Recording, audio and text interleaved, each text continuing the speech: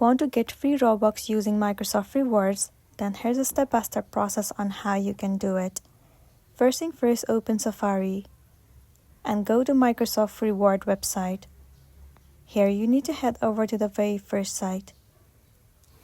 Once you're inside the official page of Microsoft Reward, tap on sign in and you have to log in into your Microsoft account.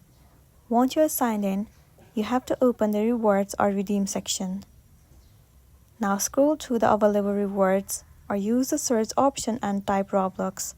If a Roblox gift card is available for you, then tap on it to see how many Microsoft Rewards points you need. Microsoft currently lists Roblox digital card as a rewards option, but availability and pricing can vary by region. If you don't have enough points, go back to the reward dashboard and complete the available activities. Once you have enough points, return to the Roblox reward and tap redeem. After that, you'll be good to go. So that's the end of the video. If this video really helped you, give it a like and check out our next tutorial. Thank you.